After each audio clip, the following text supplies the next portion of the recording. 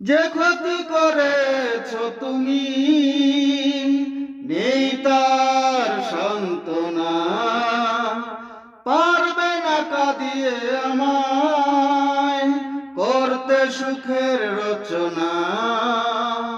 যে ক্ষতি করেছ তুমি, নেই তার সান্ত্বনা। পারবে না কাঁদিয়ে আমায় করতে সুখের রচনা। তুমি জানলে না, তুমি বুঝলে না, কতটা কষ্ট দিয়েছ আমায় প্রিয়তমা।